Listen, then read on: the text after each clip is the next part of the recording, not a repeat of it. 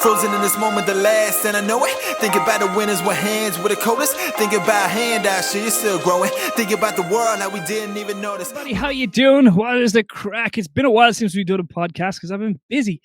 But we're back in lockdown 2.0. Hope everybody's doing all right. Remember, stay happy, stay smiling, just do your bit. And hopefully we'll be all ready to have pints at Christmas time. That's what we're all hoping for, that we'll be able to get out, have loads of pints at Christmas time and get rid of this virus once and for all, because it is wrecking everybody's heads. So look, mind yourself. We're going to be good. It's going to be great. We're going to have fun tonight. We're going to have the most amazing person on the podcast tonight, Miss Liz Farrelly. I went to school with her, so she's absolutely amazing. We're going to ask her what she's been doing for the last, I think we were talking off air there, since 2006, I think was the last time we were in school together. So it's going to be absolutely bonkers. We've got 14 years of catching up. It's going to be a bit of crack. And as always, guys, you can put your questions in the comments. I hope it works. If you're watching us on Facebook, will you give us a comment to make sure that it's still working? If you're watching us on YouTube, please just say hello, because we're trying to figure out which one works and which one doesn't. And that's basically it. So as always, guys, you can put your questions in. I am going to say hello to Liz there now in just a second. If I press this button, hopefully everything works. There we go. Liz, how are you? Hello. Hey, Terence. How are you? I'm very, very good. How are you? I'm surviving like everybody at the minute. Just surviving, which isn't bad for the times that are in it. That's it. We're doing okay. We're doing all right. Every day's a good day with your feet on the ground. That's all that matters, I think. Yeah, absolutely. Yeah, no, it's a long time no talk, other than our few minutes off air a minute ago. Yeah, like we were saying, it's we've got a lot of catching up to do. No, massive. 2006, we graduated from what is scary the establishment of Art School Fobble. Art School Fobble, yeah, absolutely. Yeah. The source of many legends. The birthplace of legends. So what's the crack? What have you been up to? You got into eyebrows. Come on, tell me how you got into eyebrows. Well, it was funny. Like we've kind of, I can't sort of start the story without starting it in Bantry, because that was where everything kind of originated. So it happened in a sort of an organic kind of a way. So presumably everybody watching this is going to know my sister Lorna. She and I are business partners now, but Lorna's owned a salon down in West Cork in Bantry, the Powder Room, for a scary amount of years. So Lorna first opened the Powder Room, I think it was 2004. She's going to kill me if I get that wrong. I think it was 2004.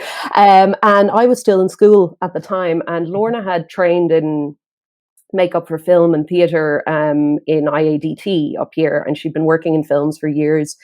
But it's pretty tough work in films, and antisocial hours, and it's sporadic. And anyway, between one thing and another, she decided she wanted to open a business in Bantry. So she opened the Powder Room, which was kind of primarily a makeup studio, especially for like events for brides and things like that. And I started working there with her, just kind of assisting her. And I was always very interested in that world, and had a little bit of a knack for it. And Lorna was sort of training me on the job all the time. I was assisting her at weddings and things like that. And it happened kind of organically, because it sort of started out from a makeup perspective. And we were working with a lot of brides in the run up to their weddings. Like myself and Lorna had always talked, just from an aesthetics point of view, about, like, we'd always kind of said to each other, why are people doing the wrong things with their brows all the time? Especially, like, it's not so bad now, but 20 years ago there were some really, really bad things going on with people's brows. I'm sure you didn't notice, Terence, but it was going on. That was one of the things I took quite notice of. So myself and Lorna were always kind of marveling at this and thinking, like, why are people doing this? So when brides were sitting down with us getting ready for the wedding or whatever, we would say to them, look, we want to get you looking as great as possible for your wedding. One of the things we got to work on is your brows. So whatever it is that you're doing to them, whether you're getting them waxed somewhere, doing them yourself at home or whatever, stop what you're doing and we will help you to improve them by the time the wedding comes around. And in that way, it sort of happened organically. And like, people started then coming to us saying, like, well, you changed my friend's brows for her wedding. Can you help me with mine? And we started kind of offering more and more specialized brow services in the Powder Room. And it kind of just grew from there. Like, it wasn't really, we didn't set out to become the specialists that we've become. It just sort of happened organically, and then it started to snowball. And then when more and more people want you to do it, you become more and more of an expert. You're kind of refining your skills all the time. And then I came to college in Dublin, didn't do anything to do with beauty. I studied English Lit, and did a master's in it and loved it. But I always worked with Lorna and in Dublin. Lorna had clients in Dublin as well. We were kind of going up and down a huge amount, and we were sort of renting a space in a hair Caroline salon. say hello to us as well. With Caroline Wickerby saying, "Well done." Hey, Kaz. What's she doing? See, there we Ah, go. We've got YouTube working anyway, guys. That's the okay, main thing. amazing. Right. Go on. You're saying you Sorry, got yeah. your So yeah, we were going up and down an awful lot, and yeah, I wanted to do my PhD, and I was accepted to do my PhD, but I didn't get the funding that I needed for it, and I wouldn't be capable of living on beans for that many years. So I just kind of thought, look, this isn't the time to do it now. I basically, like, I can't afford to do this full time. And myself and Lorna kind of thought, well, like, this is the perfect opportunity to set up a proper establishment in Dublin and sort of actually start training a team and build this into a business, as opposed to just myself and Lorna. We were flat out. We were booked. There was a point where we were booked out 6 months in advance. You couldn't get an appointment with us for 6 months. That was very scary.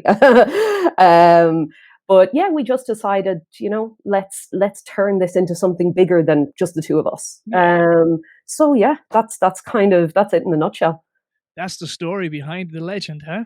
But that was great though, because it wasn't something that it exploded. You were able to go up every stage, and Yeah. it's much better when you organically grow something from Yeah, trust me, from I my think background so. anyway, than just Yeah. going in there and having mass numbers in drawing at you all the time. You kind of can't cope with it.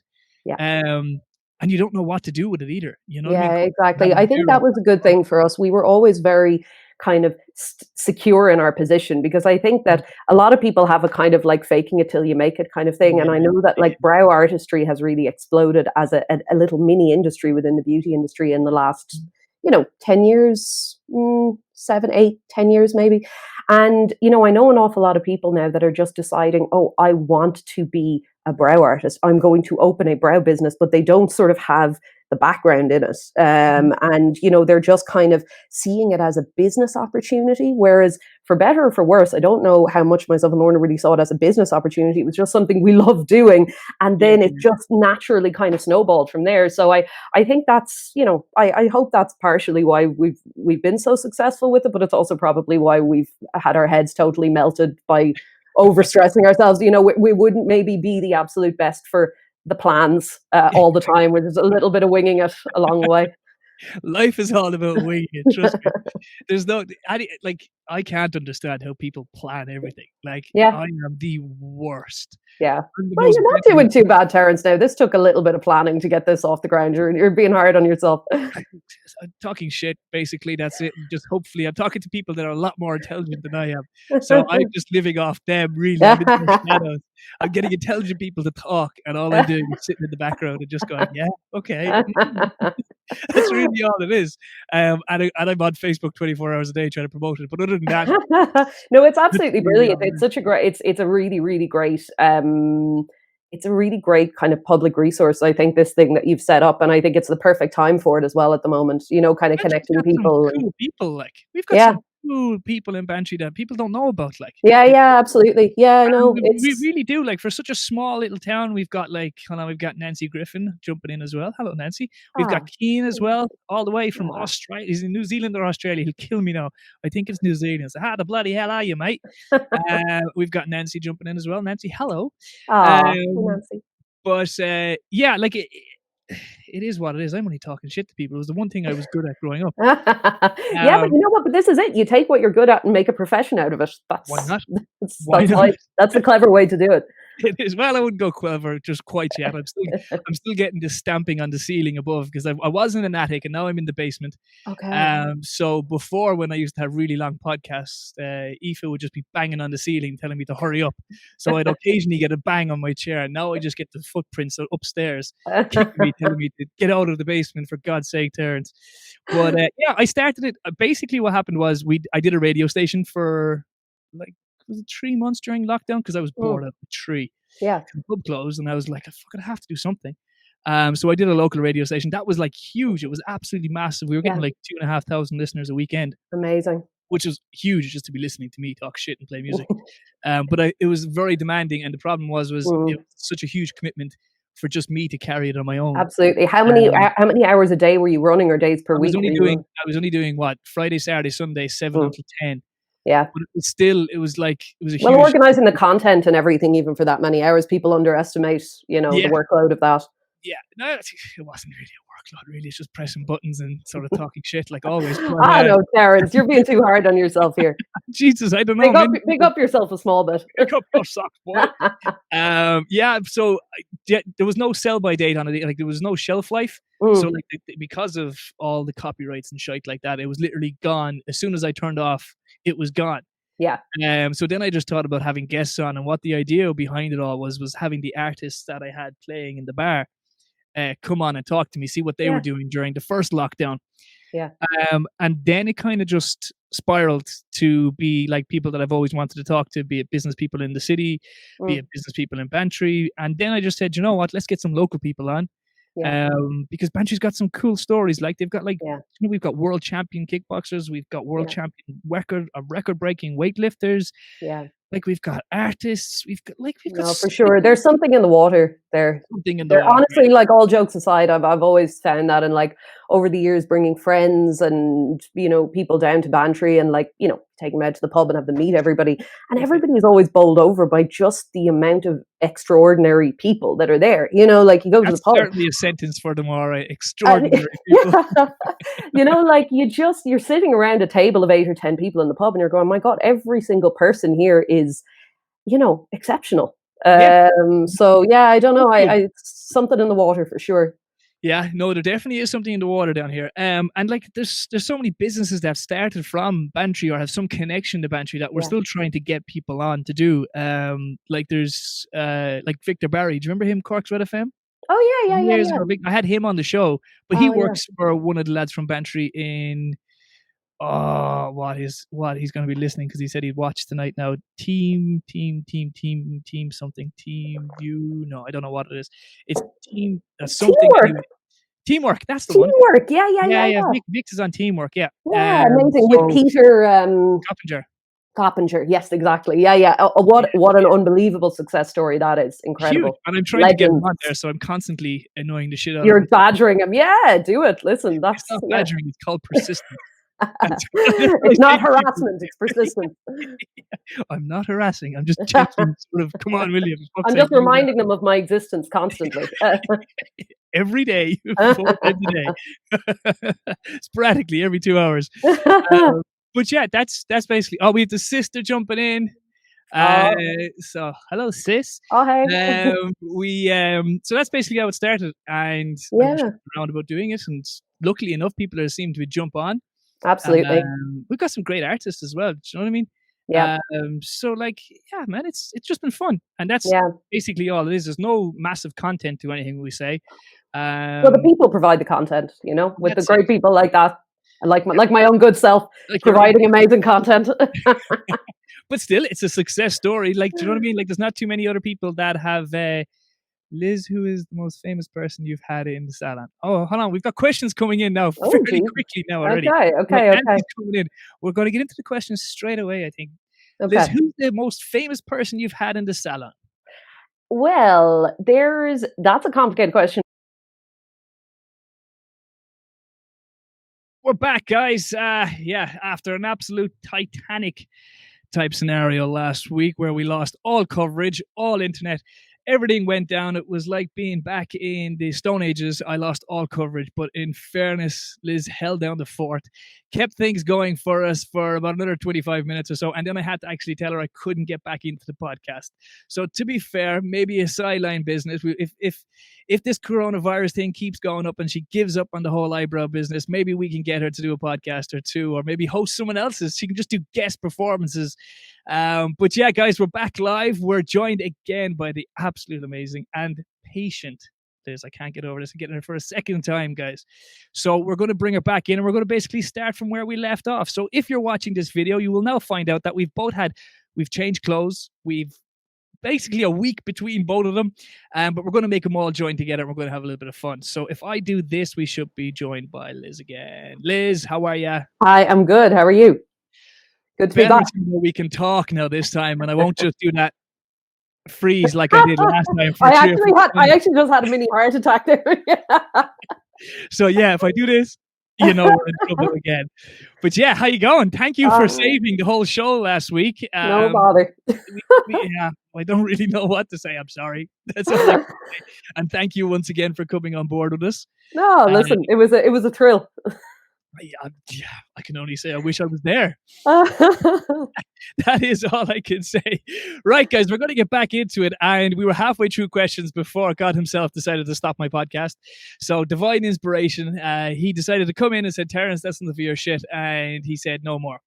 But we were just talking and a question came in. So guys, if you're listening on YouTube or even Facebook, and if you can see us, will you please write a comment, just say hi to us, just to make sure we're all working and we don't have anything broken. So wherever you're watching, just type in Facebook or YT for YouTube, just to make sure that we're both live on both platforms. But we had a question in: what was the most famous person that had come into your salon? See, I got that right that time. Yeah. We're taking boxes tonight. No, if that's the worst thing that went wrong tonight, now that won't be too bad. So. Look, Jesus, we've only passed 3 minutes. Things went bad after 20 minutes last time. So look, we're going to keep going. But yeah, you were saying about the most famous person that came into you. What was the story? What was that before I went? It's actually a question we get asked a lot, because we do deal with a fair chunk of especially Irish celebrities that we kind of look after a lot of people in RTE and like a lot of people that you'd see on the telly come to us. And it's a kind of I hope it doesn't seem like a cheeky answer, but I can give a sort of an answer to that question because we have sort of two different ways that we operate. So when people want to come to us, we don't really tend to approach people for the most part. We've done it once or twice, approached people, and it hasn't really worked. I know some salons, they do like paid promotions where they actually pay somebody to come and get a service done and then advertise it on Instagram. We did that once with somebody that I won't mention who it was. We paid somebody once, and she did actually come into us and she needed to be paid. And to be honest, it was the worst. It was the worst ambassador, the worst kind of advertising that we ever did, because it was so lazy. Like, she came in, had a service done for free. We actually paid her, and then it was the laziest. She basically she just kind of put up I think it was an Insta story or something, just sort of going, and also I got my brows done, and it was gone in 3 seconds, and that was it. Whereas our ambassadors that we have really good relationships with over the years put in so much effort. So we've just found that's not the way to do it. But basically, when people approach us and they want to come to us, if they're a high profile person, we ask them, do you want to come to us as a private client, or do you want to come to us as an ambassador? So as a private client, basically the gist of it is they pay, but they get all the privacy that all our clients get, which is that we would never talk about them publicly. We would never tell anybody what they get done. We would never use any of their images for any of our promotional stuff. But of course, if somebody wants to come as an ambassador, we are able to, use all their material, tell people that they come to us, they big us up on social media, and that's kind of how it works. And it's fantastic. It's a great system. But relationship, so both exactly. And I think it's a kind of there is a mutual sort of respect there, because they appreciate the service that they're getting done with us. They're not just doing it for the money, if you know what I mean. They're doing it for the service. So, so there are some people that come to us as private clients that I can't say who they are. And there are some pretty exciting heads that I'd love to mention, but I can't. But out of our ambassadors, we have some pretty great people as well. Like, we have Rosanna Davidson, who's a legend. She's, and also just so sweet. A recent ambassador of ours is Darren Garrahy, who everybody probably know from 2FM and her Laughs of My Life podcast. Morning time, Darren and On, isn't it? Yeah, Darren and On. Like she's energetic for the morning, in fairness. Darren she is gas. Like, you can't get an appointment done when she's in the chair because you're just laughing. Like, she's just like that all the time. She's amazing. But I think I at the risk of repeating myself, I think I was saying on the podcast last week that probably my all-time favorite and most exciting celeb that I ever had in the chair was Samantha Mumba, because as a sort of Baby, huh? yeah, exactly. Like I was really, really starstruck when she came in, and we brought her to. We were at a Image Beauty Awards a few years ago. We brought her as our guest, and like being on a night out with Samantha Mumba. If you had told like 12 or 13-year-old me that I'd be like out on the piss with Samantha Mumba, it was amazing. So I think she's probably going to get my vote just because I completely fangirled as soon as I met her, and just you're trying to act cool, but yeah, so that she's my top pick, I think. That happens. I managed to meet one of my heroes, one of my darting heroes, Gary Anderson. Amazing. Just an absolute amazing guy. And I got to MC, welcome him into when he was in the West Lodge. So Oh, I got to do amazing. the whole ladies and gentlemen, all that sort of thing. It was absolutely fantastic.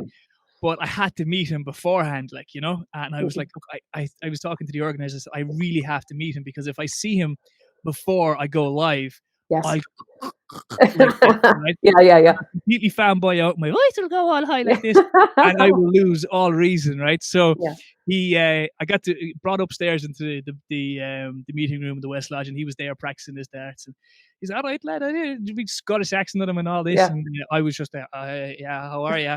My hand shaking, and I was just I'm emceeing, and he was going, "Hey, how long are you doing it for?" And all this, and it's just so laid back, and he was just like, don't worry about it. And I was going, I was hyperventilating, and I couldn't even remember my name, and I was there trying to read it off my phone, and completely fanboyed out, big time. And then when it came, everything was grand. We did the interview, and then, or not the interview, I did his welcoming and the whole absolute top bloke. Like he was sort of egging me on, and I was egging him on, and then he absolutely dropped me in it because then I had to score a match, and it's hard enough for me counting on a regular basis, but trying to count cards backwards while on stage, while you're next to your absolute idol, was very poor. And like he just then, because there was a guy in my ear telling me to score because he was writing it down and I was announcing it then. Okay, and guy in my ear to shut up and get me to count the score, and I was going, and it wasn't one of the normal scores that you can add up really, really quickly. Scores. It was like one of them absolute abomination of a score that he hit. No. And I was going, Terence, don't forget to carry the one. And he made an absolute show of me on the stage. But amazing.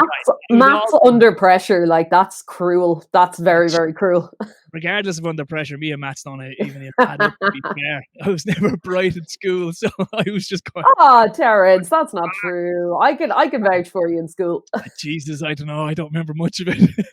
Years of getting punched in the head have sort of just made that grey matter in the back of my brain slowly disappear. Thank God.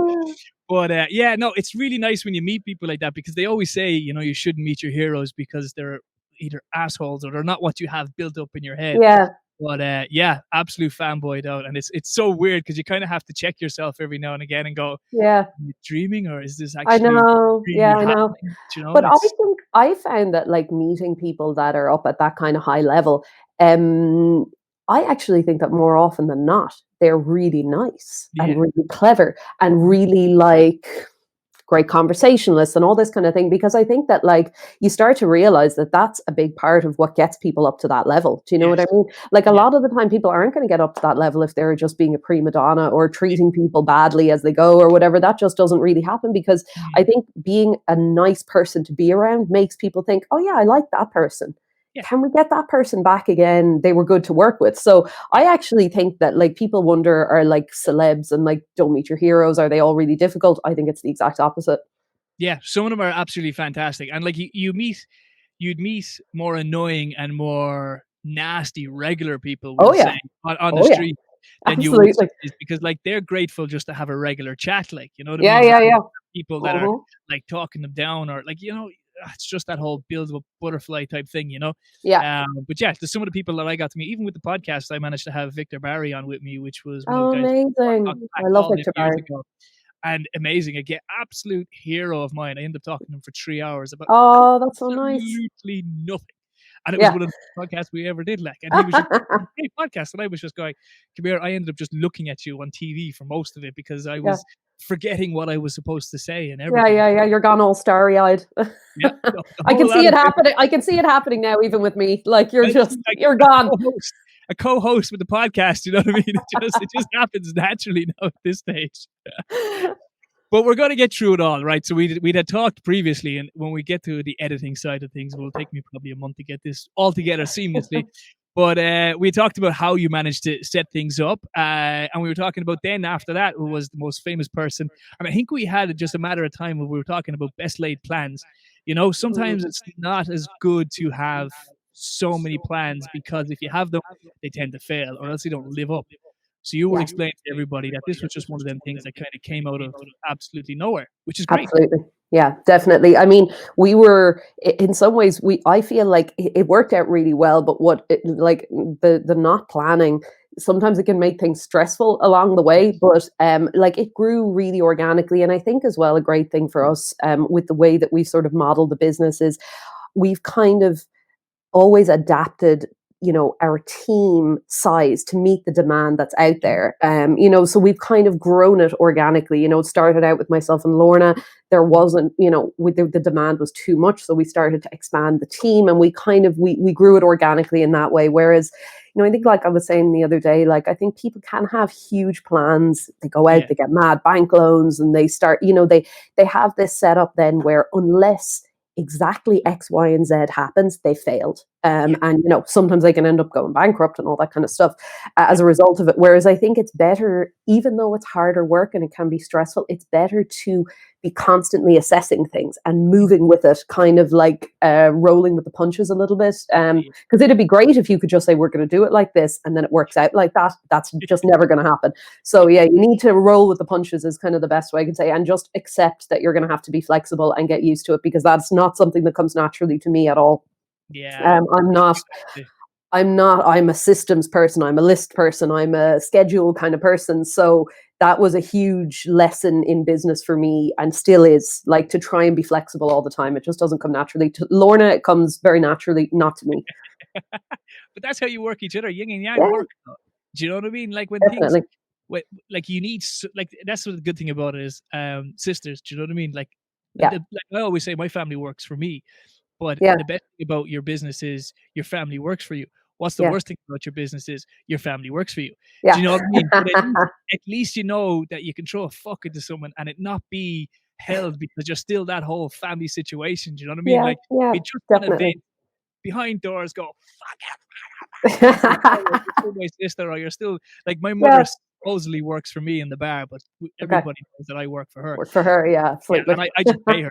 Yeah. Just Yeah. but yeah, so it's kind of nice to have that ability to throw a fuck into someone. Do you know what I mean? When they are your Yeah. family, because Yeah. it kind of Definitely. gets left there. You know, you Yeah. don't Yeah. Yeah. worry about being taken up to any court or anything like that, or being told.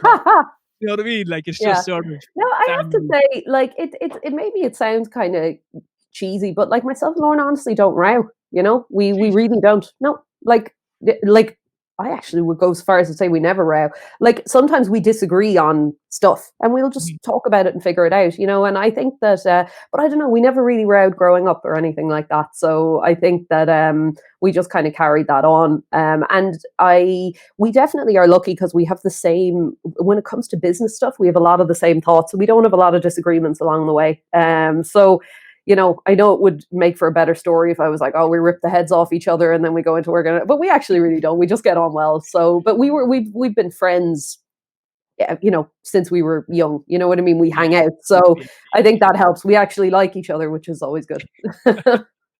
Which always helps when it's your sister, to be fair. Like, Yeah, you know what I exactly. mean? If you hate the other one next to you, it's kind of tough going into work. Yeah. every single day. Yeah, exactly. Better maybe don't go into business with your sibling if you hate them. That's advice. That's some advice for free right there. Yeah, it happens. It happens. Now, I know we touched on it, but we touched on it when I wasn't part of this podcast. But COVID, how's it treating you?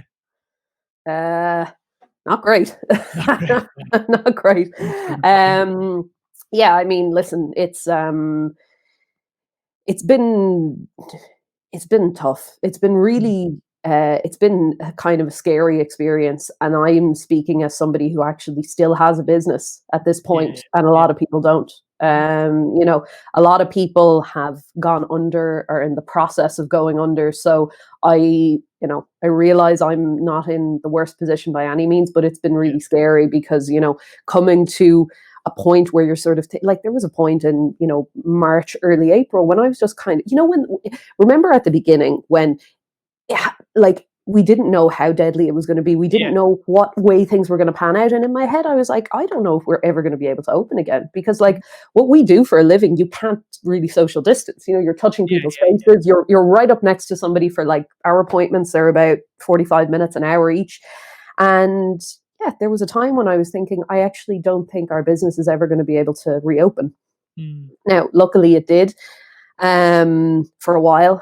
And now we're just kind of at the beginning of lockdown number 2. And in my opinion, it's probably going to keep happening. I hope I'm wrong. I really hope I'm wrong, but I can see us opening up for, the month of December. And by mid-January, yeah, me too.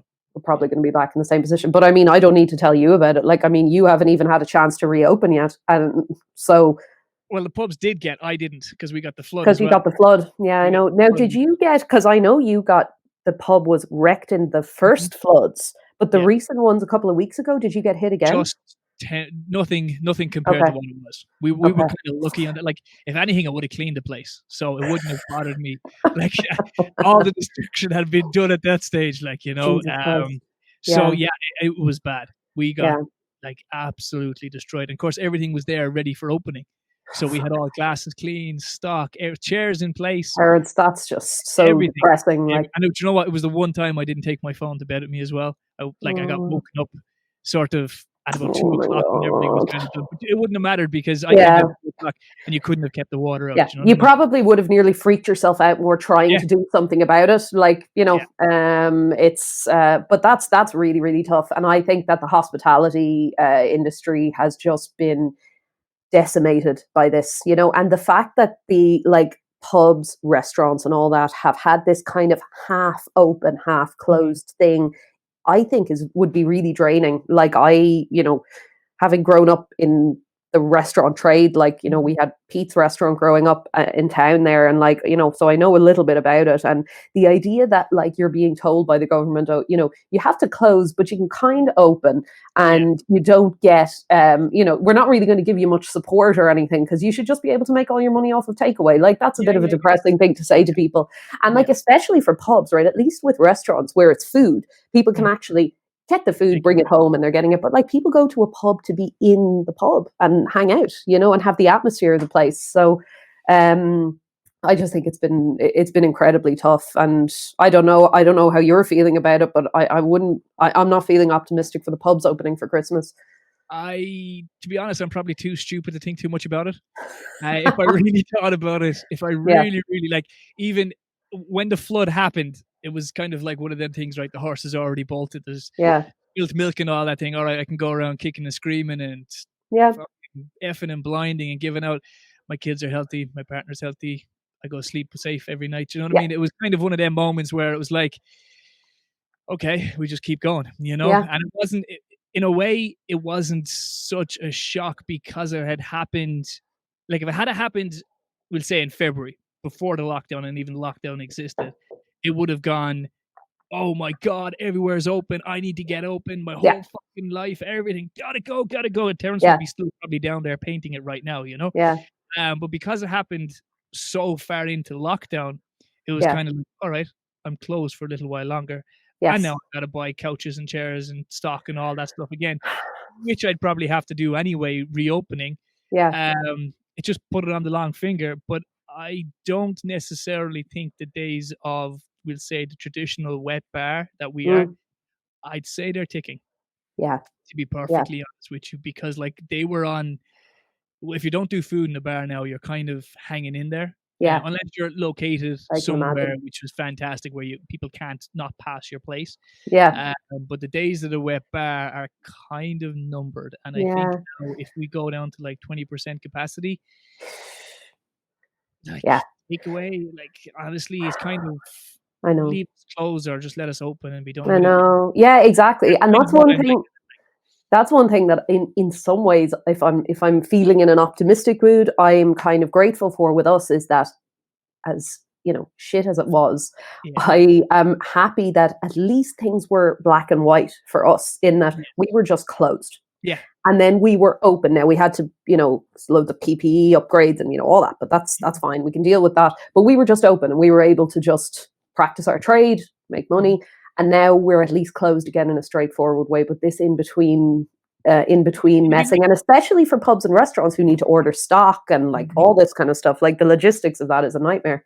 But it'd be like someone turning around telling you, okay, you can do half an eyebrow today. Yeah. Come back, you can get half the other eyebrow done tomorrow. And then possibly next week we'll fix both of them. Yeah, exactly. Or maybe we'll be locked down again. Who knows? You can take away the tools yourself and do it at home. Do you know what I mean? Yeah. No, it's very frustrating. It's just, do you know what? If it made sense, it wouldn't be Ireland. And that's what 2020 has taught me, to be fair. We've got Aisling coming in and saying, hi, Aisling, how are you? We've got, I think it's Aisling who? Aisling Casey. Oh, hey, Ash. See, there we are. Class reunion. Hi, Aisling. I think we've got Mammy coming in. Oh, Mama. Hi, Mama. Hi, Mommy. Sorry for swearing. It's okay. I bring the worst out of everybody. No, I'm apologizing to my mother, not you. No, I bring the worst out. I'm apologizing to your mother. Hi, Mama. But yeah, like it's just leave us open or leave us closed, and then the fact that off licenses can just go like. Do you know what the one thing that bothers the absolute? Before I go on an absolute rant, because this go on. Not about me, but if you went to an off license and bought a shopping load full of drink, right, and got a receipt, paid for it all legally, the whole, not a bother at all. You walk down the street, past the guards will just say, "Show me your receipt. Where did you get it from?" And they said the off license up the road. Perfect, not a bother, right? You come into my bar, I sell you the exact same stock, the exact same price, the whole lot. You leave my bar, I give you a receipt, you leave my bar, and police stop you, right? Yeah. They turn around and go, "Where'd you get that from?" And they said the Cozy Cabin. And the receipt says Cozy Cabin. I would be arrested, right? I would be sent to court. I would be fined €5,000 because of I wasn't supporting the responsible drinking of alcohol. That's crazy. No. Like that does not make any sense, because I mean, I really support the idea that bars and restaurants actually provide some semblance of control over, drinking. Because, like, let's be honest, of course, when people drink, social distancing goes out the window, and we know that from house parties and all that kind of stuff. But like, at least in bars and restaurants, there's somebody monitoring the situation. There's a responsible, license holder there who's kind of at least trying to keep things civilized. But then, you just let people go to town on off licenses and have all their friends around to the house where there are no rules. Everyone there is equally drunk. So everyone is, going equally mental. Drinking under the glasses themselves. Yeah. And it's like I had it's in the pub when the flood happened. He came down to have a look. Yeah. And I says, excuse the pun now, but we've built safe houses for heroin addicts to shoot up. I says, why won't you let us? We are safe houses for people to drink alcohol. We are supposed to be the guardians of the Responsible Drinking Act. I said, and yet you have us closed. Yet you can go to a house party with 50 people at it, or a shebeen. Like, you see the one on the news the other day, the shebeen. With a pool. Yeah. I know. Hilarious. But I mean, that's, but I do think that if they close the off licenses, though, people would go ballistic. I think you would get some real, like, civil unrest if they tried to close the off licenses. I think people wouldn't accept it. I think Irish people are pretty mellow and easygoing for the most part, but I think you take away their access to cans and that won't be the case. We've got Ellen coming in saying hello as well. Hello, Ellen. I think it's Chaser. Oh, hey, Ellen Chesser. Oh, hi, Ellen. Oh, that's such a nice surprise. We've got her checking in. Yeah, and the whole unit alcohol thing. We can go down that road and fucking... That's a podcast for when I get a publican on and I go. Yeah, exactly. I'm not an expert. I have opinions, but I'm not an expert. See, that's what I've been doing my whole life. I have opinions, and if people want to listen to them, we'll see how far we can get with it. But yeah, like I have no idea how you guys are going to deal, because like you're like dentists, you're right up in the face of people, and I can't see like face shields and stuff like that with the way they fog up. You're kind of going, no. Right, we get this line very, very good here. And then, whoops. We tried face shields when we were getting ready to reopen. We tried face shields and stuff like that, and like goggles and that sort of thing, but they just didn't work for us, because what we do is so detailed visually that like any kind of distortion or like glare or anything like that on our part, it won't work, because like we're dealing with, you're dealing with very detailed colors and lines and stuff like that. So you can't have anything that's going to distort your vision. So we're just wearing masks all the live long day. And all our clients wear masks. And, you know, it's fine. The first week or 10 days, I was absolutely knackered because, like, first of all, I was back to work for the first time in like 3 months. So my body was like, what? This is terrible. Go back to bed. Like, you shouldn't be doing this.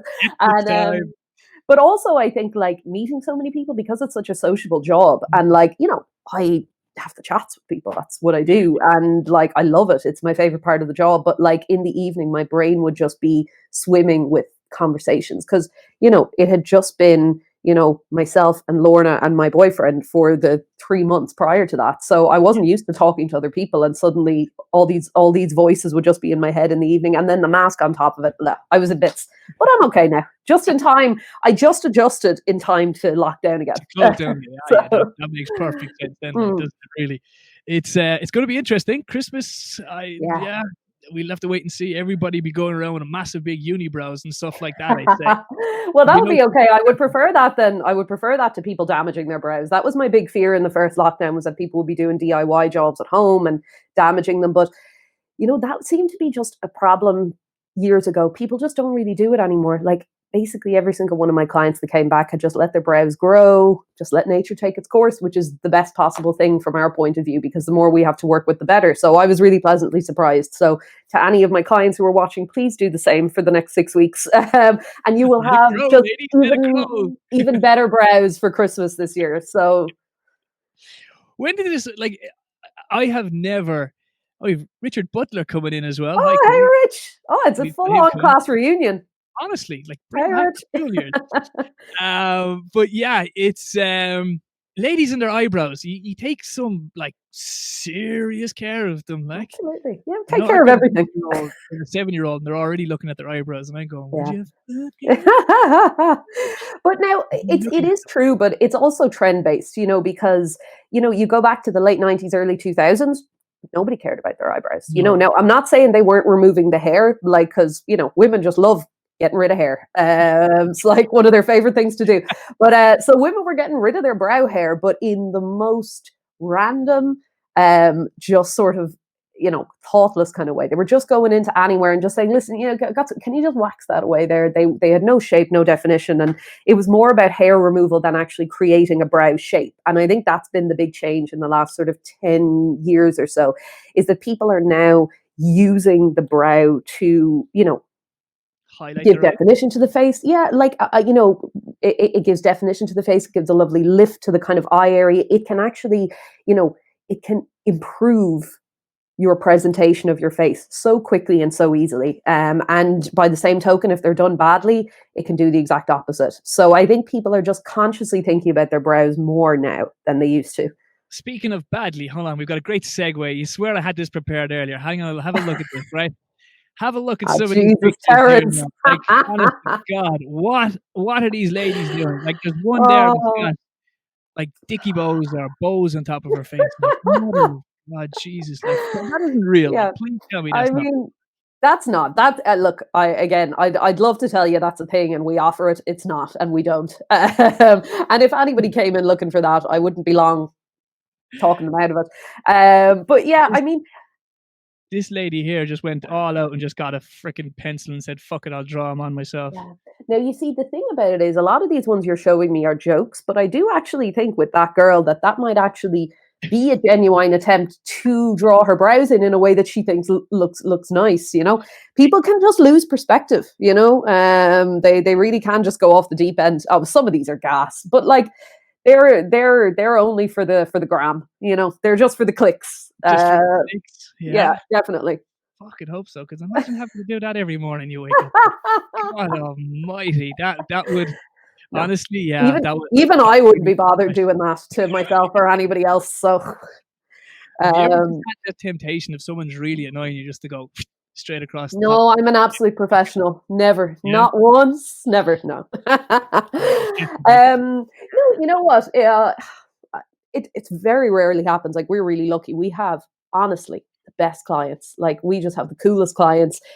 I don't know how we've ended up being so lucky over the years, but the odd time, if somebody does kind of get you in a bit of a bad mood when you're working on them, you wish you could.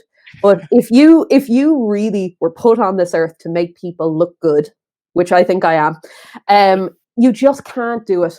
You wish you could. You wish you could just say, I would actually love to make this person look bad. But you're not physically able to do it. Check out this for taking absolute blagging of advertising here. Liz, tell Terence about our online store and our free skin consultation too. Okay, yeah, sorry, I forgot to refresh my memory about this. There. I'm going to leave it there for everybody. So, Lorna, if you really want to, you can just drop a link in it, and I'll put it up there as well. Oh, sounds. Thank you, Terence. No, thank you for the reminder, Lorna. I'm terrible. I get too busy with the chats, and I don't do any selling. But no, in fairness, during the last lockdown, and I can't really take any credit for it, Lorna built an online store for all, because we retail skincare products and like brow and lash growth serums. So we have some very, very kind of curated, handpicked products that we sell, and we sell them in salon. But Lorna created a beautiful online store on Shopify that you can access through our website, which is www.thebrowartist.com. You can go in there. All of our stuff is available there. We post it out to you. It's all very simple and very straightforward. But the more interesting thing is that Lorna, and this was such a hit in the last lockdown, like Lorna was like exhausted from the amount of consultation she was doing. She decided to launch these kind of one-to-one skincare consultations, kind of like this, so over Zoom, where you actually get to sit down with Lorna, who is incredible when it comes to skincare, and basically just tell her what's up with your skin, what you need help with.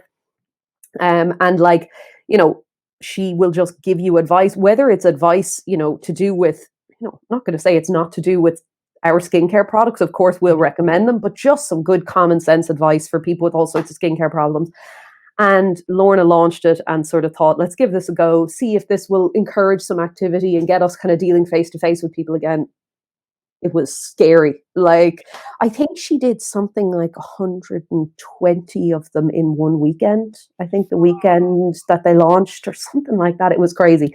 But anyway, so we're going to be starting those again soon. So keep an eye out for that. We'll be posting about that on our Instagram and our Facebook and all of that. But also, in the meantime, if you want to check out our online store, it's on www.thebrowartist.com, or you can find us through Shopify. And if you want advice on anything, you can always hit us up on Instagram or whatever, and we'll be really happy to help anybody out. So we're kind of here for advice behind closed doors. That's good, isn't it? And there's that's the business end of this conversation. I charge thousands for advertising like that. Yeah. And if she was really good now, she'd put in the comment line the actual website, and I think she will. Yeah, she probably will. She's probably typing there now. That's a great. We've got Claire Hayden coming in as well, sounding and looking great. Liz, how are you? So we're going to say a big shout out to Claire. Well, Claire is someone to talk about sounding great, because I was listening to Claire on Tubridy about 2 weeks ago. Oh, absolutely unbelievable. And like, I was actually listening to it on my way to work, and I was listening, and I just switched it on like the RTE app, and I was just listening to it and listening to her story, and I was like, no idea that it was Claire. And then it just started to dawn on me. I was like, oh yeah, I was like listening to her accent. I was like, that's somebody from Cork. And then I was like, hang on a second. I was like, I know that voice. Jumped onto Facebook. I had a hunch, and then I saw it. I was like, anyway, she was amazing. Absolutely amazing story. We were going to try and get onto her, so I've been meaning to try and hound people, but I don't want to be one of them people that's really, really annoying. I always say, you could certainly trust Claire on the podcast. If she can handle Tubridy, she can handle you. Easily, but like the only thing about it is Tubridy's more likely going to finish an interview, and I could just fuck off halfway through it. Yes, there for a couple of minutes. Everyone is forewarned about that now. Everyone who does a podcast from this point on needs to know that Terence is likely to drop out at any point. I could just disappear. Do that whole like that face. I just disappear. So no, we're going to definitely make contact with Claire, because she's an amazing story, and I think she's an absolute inspiration to all the ladies out there. Absolute brilliant story. But yeah, so we actually, hold on, I got onto Lorna when she launched that, I think, and she was so busy. She was we were doing the radio station that time, and I said, oh fuck it, we'll put it on the radio station. And of course the radio station died down because it was just too big, and it was just too time consuming for me. But yeah, I started doing the podcast, and then so I completely forgot, really, to be honest, about having her on. Well, listen, Get on. Will I just go and get her? She's upstairs. Yeah, yeah, just go get her. Might as well join her. I'll send her a link there. We just bring her straight into it, and just make it all a big family thing. Why not? But yeah, like this whole like I don't know, man. It's gotten to a stage where is the eyebrows now the most important piece of hair that a woman has? It's an interesting question. I think head hair will always win out. You know what I mean? The head of hair is probably the thing that a woman spends the most money on every year, you know, between bits and pieces. But I think the brows are starting to really catch up, you know. Because I think that what's happened as well is like in the old days, and by the old days I mean like 10 years ago, which is 2010, which is scary. But Yeah. but I think in the old days, like getting things like your brows and lashes done was like a treat that you might get done if it was your birthday or, you know, you had an occasion. Whereas now I think it's crossed over into being part of people's basic maintenance. So, you know, it's like getting your hair cut or, you know, I don't know, going to the dentist, although everyone should probably go to the dentist more than they do, but you know what I mean? Like it's routine. And I Yeah. think that's been a big change for people. But a lot of my clients say, and like, I mean, I know this myself, that like when you, like a lot of people think that say getting your brows done every month is a kind of a high maintenance thing to do. But I don't think that's true at all. Like I actually think it's quite a low maintenance thing to do because you come for your appointment, you spend about an hour there. But when your brows are done, everything else just falls into place. You need to wear a lot less makeup. When you wake up in the morning, you just look fresh and you look good. And like it gives you a better starting point every day rather than like having to put on an entire face every day and then take it off every night. It just kind of gives you that good starting point. So I think that it's a very clever thing to do with your time as well, you know, in terms of beauty regimens. And also it's great for people who are low maintenance, who don't really wear any makeup. There's still a place for getting your brows and stuff done. It can really just help with everything. But then if people, you know, love doing their makeup and going to town on it, it works for them too. So there's something for everyone. And I think that's something people like about us is we actually care about what type of effect people want. We don't just do one type of brows for everybody. Yeah. Everything is completely customized and we take into account your style and like what somebody wants from their treatment with us. You know, do they just want a little tidy up and for things to look nice and natural, or do they want something more dramatic? We actually listen to the client as opposed to just asking them and then not listening when they're giving us an answer, you know? Yeah, well, look, that's why you survive in business. You know what I mean? Everybody gets painted, like, excuse the pun, but painted with the same brush. Yeah. You don't last that long. Yeah. You know, and that's the truth. You've got to be customizing. It's like when I was DJing, I was like, look, I'll play anything. You know what I mean? I'm happy when your granny is up dancing to the first song of the wedding to the last song of the wedding, and I'll play something for the young person. Do you know what I mean? I'm not just coming out there just to do one and that's it. You know what I mean? You have to customize. You have to suit everybody. I know it's really hard to do that, but like when you're working with a one-to-one basis, you kind of can do it. Well, 90%, like Definitely. I'm sure you could turn around and say 90% is still the exact same, just slightly tweaked all the time. Yeah. I can do the same wedding, like I can do the same wedding playlist today, go down an absolute treat, and do the same wedding playlist tomorrow, and it go down like a lead balloon. You know what I mean? So absolutely. it's the same things, just kind of tweaked a small bit. Yeah, So yeah, but I think as well that's why it's like we were saying earlier, you need to be kind of always paying attention. And I think that's the type of thing that also makes a difference in giving people a good service is, you know, again, the same person, maybe they're in a different mood sometimes and they want something a little bit different. You know, they want maybe a different look, or maybe they just want a different atmosphere in their appointment or something like that. So like you have to actually be paying attention all the time and not just thinking, oh, this person was happy the last time, I'll just do exactly the same thing every single time for years. That's just lazy. That's not going to work, you know? You sell by date then at that stage. Do you know what I mean? Yeah. You might as well hang it up. Do you know? Because Yeah. like as I always said with DJing, was not to make a comparison, but the first day it becomes work is time to give it up. Yeah, totally, You know, totally agree. Yeah. If you don't enjoy dealing with the public, and like, you know, public relations are great if the public aren't involved, but you know, you have to have kind of a love of dealing with people Oh to yeah, go through. And completely. if you've got this, like, oh God, I've got to go to work, and like Yeah, I can't stand. Like, hats off to people that can do that every day, I because know. honestly, I would smash my head against the wall if I had to do that every Yeah, single. If I didn't do something that I kind of even liked every day, yeah, I'd be giving up on it. I'd be like, "Do you know yeah, what, life's too short for this. I'm going away to Barbados and live on the beach." yeah, absolutely. Just past my days, like, you know what I mean? I Yeah, couldn't deal with the monotony of going to work. And you see, like, I suppose it's blessed in the way that we're in Bantry. We're part of the hustle and bustle, but not Mm. really of the madness of it. Like, you know, Yeah, I yeah, couldn't do. I couldn't be running for buses and running here for trains and running there yeah, for yeah, everything. yeah, yeah. I'm tempted for everything anyway. So like with this, everything. Well, You know? it's the thing about our setup though, is when you're on a schedule with your clients, you know, there is no room for really being late. So I'm a relatively punctual person anyway, but you know, when you're kind of, you know, when we start a day, you know who you're going to be with every Yeah. single hour of the day from when you start. So it's pretty regimented. But the one thing I don't really like doing, as well as like commuting buses and trains and stuff like that, I just live walking distance from work, and that is just amazing for me. That's, you know, I like the headspace. I also like the control of, you know, walking to work and knowing how long it's going to take me to actually get there, and I can just pop my headphones in. I have a little bit of time to just have my own thoughts. So I try Yeah. and avoid the really hectic side of the city. Not that it's hectic out there at the moment. It's absolutely dead. It's like a ghost town. It's so strange. I've seen Yeah. pictures. I've seen pictures of Dublin there now, and like I still have family up there, Yeah. and it's just seeing the place. Like I would be a tourist now in Dublin, to be Yeah, very. yeah, yeah.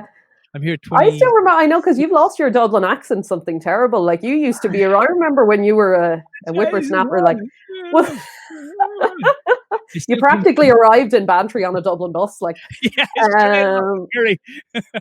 was it, I'm trying to think, I was only trying to think about this earlier. Was it Bayside that you grew Yes, up in? that's where I hail from. And then I moved over to the dark side, Tala.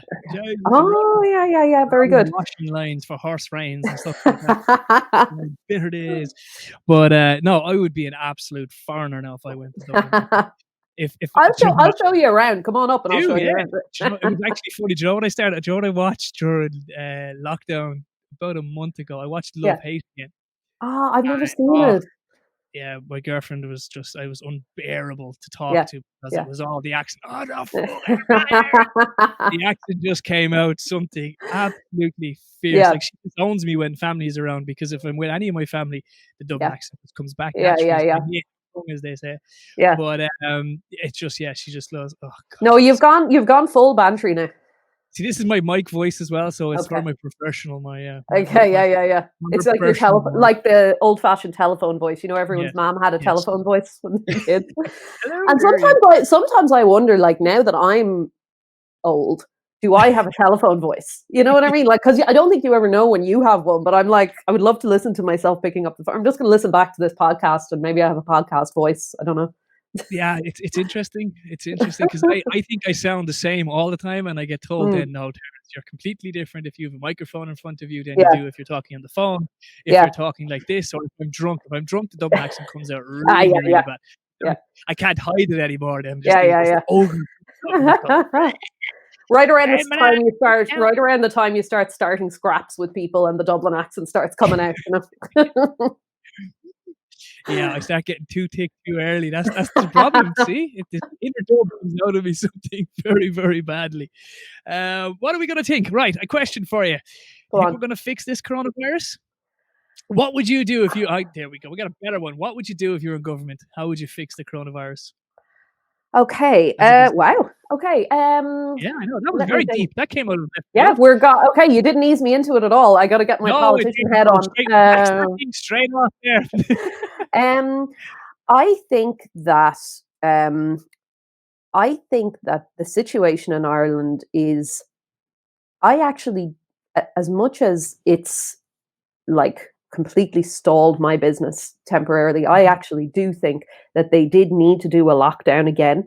I wish they had done it earlier and for a shorter period of time. I do think if they had gone level 4 or 5 a couple of weeks earlier, I think that rolling lockdowns until there is a vaccine is probably unavoidable. But I think that the situation in Ireland, we will have to do more rolling lockdowns than a lot of other countries, because the healthcare system is in such a state that we have such a small capacity. So like, I know like a lot of people, online are saying you can't keep locking down and it's going to damage the economy. But if you can't keep the numbers down when the economy is open and we don't have the intensive care beds, you can't do that, because you can't prioritize the economy over some unknown number of deaths.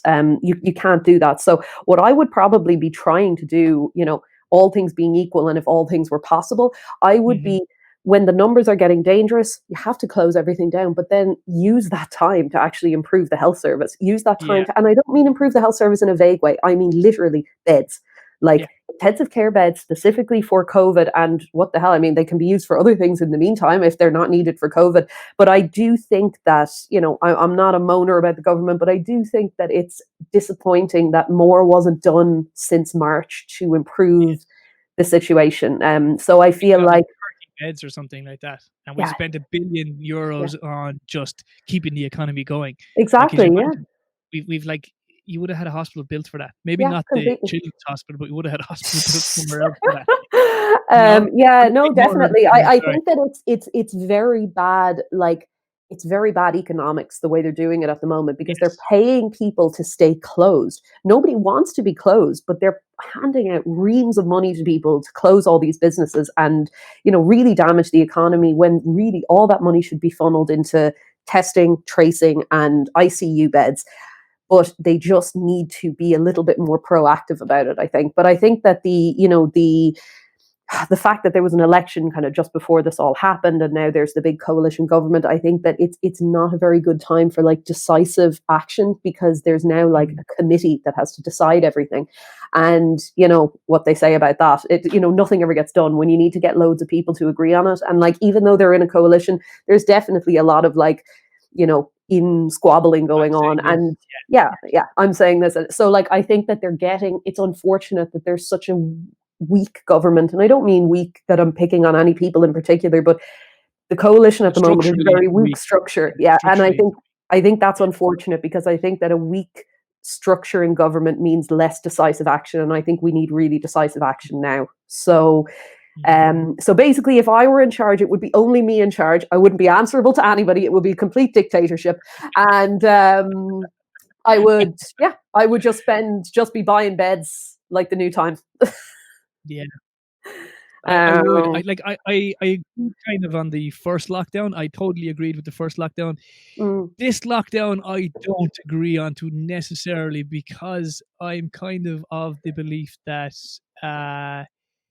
it was all house parties that kind of spread it.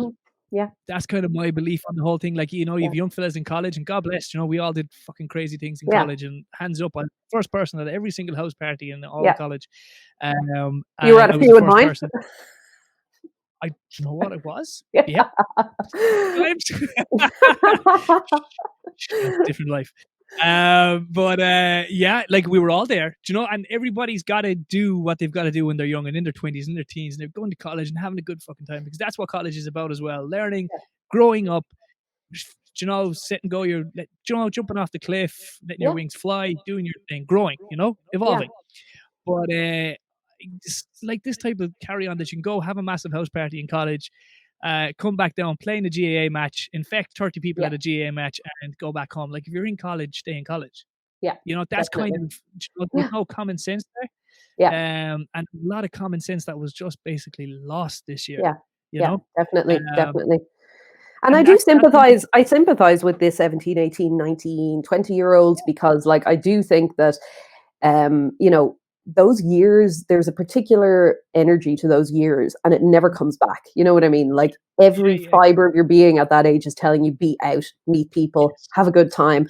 So I do think it is very hard for them. And I sympathize, because I think that, when you lose a year at that age, it makes a big difference, because they are some really formative years. It's kind of like, I was talking to a client recently, and she was saying that like, it's sort of like that for the really elderly people now who are, at home, like people who are in their 80s, and, they don't have a lot of years left, and they're being told, well, look, you're probably going to have to stay inside for a year. And they're like, but I only have like 2 years left in my life, and like, I want to see people and enjoy my life. So it's not all made equal, because it's fine for us, because we're like in the middle and we've got loads of time left. And, we don't maybe have that urge to be out every second of every night of the week anymore. But so I sympathize with them, but at the same time, I would also tell them that I think you're dead right. Like, you need to make your choice. Like, you're either hanging out with young people and passing it around between yourselves, but don't be going home to your parents, don't be going home to play GAA and sneaking off to the pub then afterwards. It's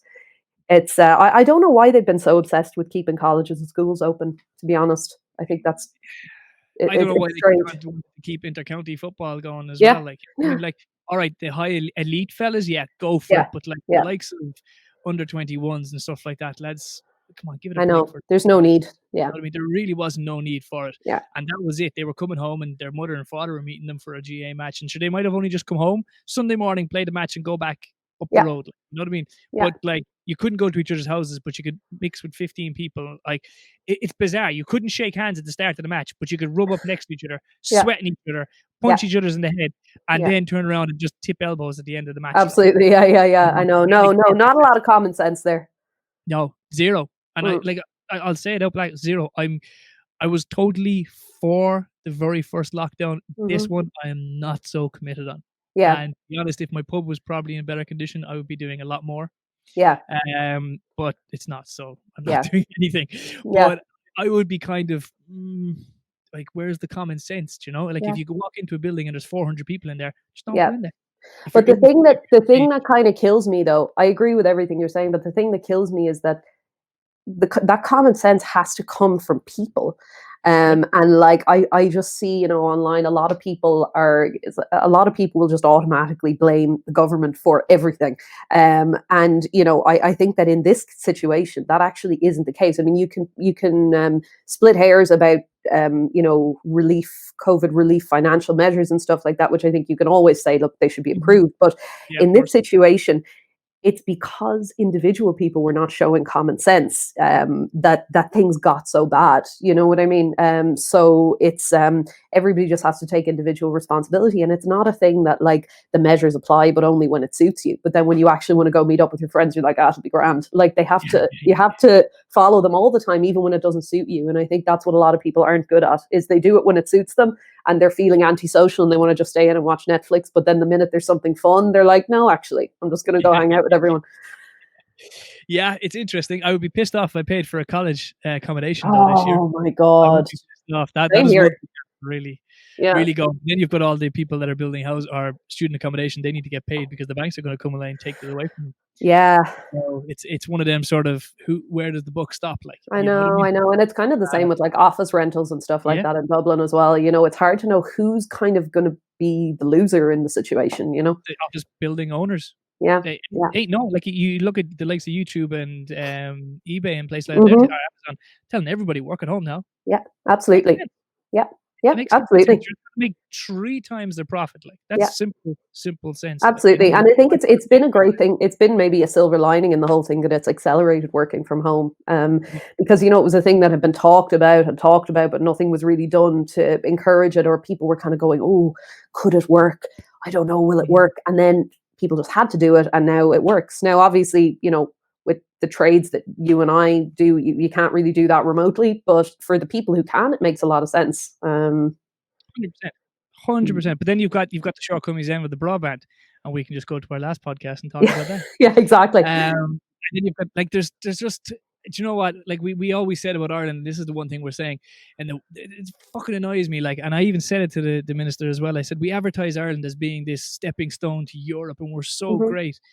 Yeah, we're still like 20 years behind ourselves. Like, Yeah, do you know what I mean? Like our definitely, broadband speeds are pathetic. Yeah. I You mean, can't run definitely. 2 or 3 things off of broadband without it coming like clicking or else just getting shot down by a bolt of lightning. And yeah, it's just Yeah, we're just not definitely. But there. again, being not there. optimistic about it, being optimistic, this whole thing should, if anyone has any common sense, which maybe they don't, as we've ascertained, it should accelerate the rural broadband kind of rollout, because, you know, I come from here, I'm in Dublin city centre, I've got broadband coming out of my ears. Like there's just broadband on broadband everywhere. It's amazing. I can't complain. But I go down home, or like I try and Skype my parents, and like they can't even Skype because the connection in Bantry is so rubbish. Yeah. So and I just think that if they want to really decentralize things and incentivize people to live in the countryside, that has to change straight away. Oh my God, your connection has actually and gone that'll be the wonky. problem, and that's what Your connection's actually gone wonky at the most it's not. amazingly. Yes. What a moment that the broadband god heard us What a talking. moment. Yes, yeah. That was God telling me to shut up again, Terence. Honestly. Oh, you're back Look, now. You're back. You're back. We're back. Yeah. Phew. Jesus. That was touch and go for a while there. Do you know what? Maybe that was just God's time to tell me to shut up again. What we'll do is, right, before everything goes absolutely bonkers again, and we've nearly been talking for an hour again over everything. Jesus, So is we've it? probably done about an hour and a half worth of a podcast between both of All them. right. So, yeah, I know that went quick, didn't it? Yeah, I didn't think we were going to be good at it, but hey, look, talking shit. I absolutely. was good at it Two in school. pros right They here. couldn't shut me up in school. They couldn't shut me up in school. They haven't figured out how to shut me up here. Well, maybe the internet But will you've start made it doing that into a now. profession, and that's just being clever. Did I? Wait until I start getting paid. And I get some of that big time, you know, them little plaques from YouTube and go, yeah, Absolutely. Yeah, Darren's yeah, made it. yeah. Yeah. Some of that Joe Rogan money. Joe, Absolutely. holler at your boy. I'm the petty version of Joe. I'm Jimmy. Jimmy Rex Sweeney. Yeah, Joe Rogan. But yeah, so we'll see. What do you think, honestly? Is it going to keep growing? You think this business is going to keep growing for us? Please God, I hope it does. I think it's gonna. You're I going to think it's expand gonna all the keep time? You're growing. going to open more shops? Or are you Well, you know what? We nearly did a couple of years ago, but to be honest with you, now I'm happy that we didn't, because I think that like some businesses, and Yeah. I see how it happens. You're tempted to expand when one way of doing it is working. You think, and if we just do this again, we'll have double the clients and double the money, but it doesn't often work like that. So I am actually glad that we haven't. That we didn't expand. I think we're going to keep growing. Like, to be honest, our next step is we really do want to try and grow the online aspect of our business a little bit more, because I think that, it to me at the moment, it just feels like common sense, because my gut is telling me that this is probably going to be the way things are going to be for the next year or more. And we want to try and stabilize the situation so that we actually have, for our own sanity as much as for the economic side of it, that we want to have a part of our business that can actually work online, and that we can actually sort of do remotely. So that's definitely the next phase of things. And you know what, like, if we keep locking down and opening, like, we now have to look after like our entire book of clients in the 3 weeks before Christmas. So like, I don't even know if we're going to have Yes. room for new clients for the next long time if we keep having to look after everybody in these weird little blocks of time. So what I would say is, not so much expanding, but like, we're not going anywhere, but we're going to have to change. I think every business is going to have to try and change in the near future. We have to just grow and adapt, and make changes where necessary, and just face up to the fact, because like, if you don't evolve, you die off. So that's our next plan. We really want to try and develop the online side of things, and then when we're allowed to, we're just going to keep giving people the good service that we do in person when we're allowed by law. Isn't it just mad? An old man turned around and said to me, he says, and quite a wealthy man, he says, if you can find a way of making money while you're asleep, you're making money. Yeah, absolutely. And Definitely. that's what online is. Yeah, exactly. Haven't found a way to do browse while I'm asleep yet.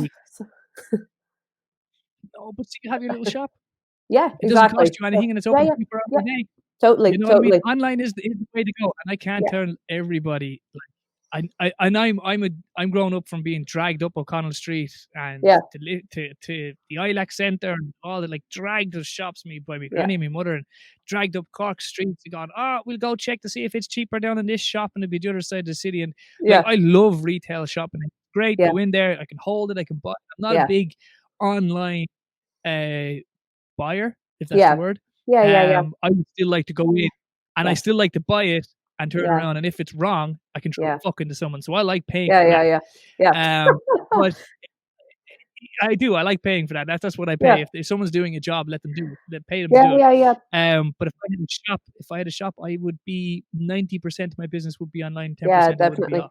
But I think that the nice thing about what we're kind of offering as well is that we actually do have a personal side to it. We have a shop that anybody can go on at any time. But what we're actually offering people is our expertise, and not just some blog post saying, "Oh, this moisturizer is great, use it." We want to talk to you, like, as in, get in touch with us. We will arrange a Zoom with you. We want to see your skin. We want to hear about what's going on with it, and we want to make that personal connection with you. And if it isn't good, then you can give out to us. You can ring us on Zoom again and give out to us if they don't like it. So like, it's not, we don't, so like we want to have a platform there, but we also don't want to lose that personal touch because, you know, our clients love it and we love it. You know, that's what we really, really love about the job. So we don't want to lose that either. So that is our compromise. And thankfully the technology is there to do it. So as long as the broadband keeps working and you don't have to move back to the bench. Right, we have to get to the most important part. So I can't even talk now. The most important part of our podcast, and that's our 30-second rapid fire quiz, right? These questions now are going to be harder than the Leaving Cert was, right? My Leaving Cert was very hard, so I'm thinking these questions are harder, right? So, go on. Oh, I'm nervous now. You got me sweating. Miss Elizabeth. I'll do my very voice. Hello, how are you? Right, we have 30 seconds to answer these questions, right? Thank you so much for doing this again. It's going to be great fun to see how this whole thing comes together. The two podcasts brought together at once. We are going to share everything. So send me on the link to all your shops. Send me on the link to anything. Just send it on to me and we'll put it in the bottom in the description of this. Brilliant. And yeah, every week we'll do something for you as well. So here we go. Super. We're at 40 seconds. Go. Phone call or text message? Text message. What's your favorite movie? Oh my God. Clueless. Clueless. McDonald's or Burger King? McDonald's. On a scale of 1 to 10, how good of a driver are you? Oh, like a 9. I'm actually great. The strangest place you've made a phone call or sent a text? I call and text people from the bath all the time. That's just normal. And it's pretty strange, but it's normal for me. So, a person you'd like to have dinner with, dead or alive? Oh God. Quick. I don't know. Elvis. Elvis? Oh, I'm a big Elvis fan. I love Elvis. Ketchup in the fridge or outside the fridge? In the fridge. Would you like to live forever or have the power of invisibility? Invisibility. Good for snooping. Do you eat soup or yeah. Do you eat soup or drink it? Eat. Eat. And what is the one thing that annoys you the most in the world? Oh my God. Slow walkers on the footpath. I don't have any time for it. Oh man, very bad. Yeah, there you go. Oh my God, Terence, that was kind of stressful. Not the whole podcast, just the last 30 seconds. That's it, the last 30 seconds. Oh, it was all the rest of it was amazing. Do you know what the most stressful question we give to people is ketchup in the fridge or outside the fridge? No, I think that's a no-brainer because what you want are steaming hot chips, salt, vinegar, and then really cold ketchup. And then you got that contrast. What type of ketchup? Chef, vinegary. Oh, chef. Yes, there we go. Yes. Yeah. Oh, the fine stuff. No, it's too sugary. No. Chef all the way. Chef all the way. That's the dub coming out in you now as well. But like that's that living in Dublin City coming out in you. Liz, thank you so much. I really, really appreciate it. Thank you so much for doing this. It's so great. And hi to everybody. Thanks for everybody who tuned in. I don't know why anybody would want to come on and listen to me talk, but to anybody who did, thank you. And thank you for thinking that people would want to listen to me. And you're a pleasure to deal with, Terence. So thank you so much. People on me. Awesome. Thank you so much for doing this. I really appreciate it. Thank you so much. Thanks a million, Terence. There we go, guys. There we go. It's all good. It was fantastic for the second time. And she was so good for doing it. Honestly, I made an absolute hames of it because the broadband was hit by a bolt of lightning and they just shut us down. So it was that quick. But guys, thank you so much for watching. Really appreciate you. Everybody on YouTube that caught up with us, thank you so much. Everybody on Facebook, as always, thank you so much for doing it. And like always, guys, tell somebody you love them because this year has been fairly messed up. Keep it locked and loaded. We'll try and get as many podcasts as we can. If you know anybody that could be interesting, send them our way. We're going to have a conversation. I'm an idiot at the end of the day, so don't worry too much about it. You're not going to get high reporting questions. The ketchup inside the fridge or outside the fridge. That's as hard as the questions get. Thank you guys for watching. As always, hashtag tell somebody.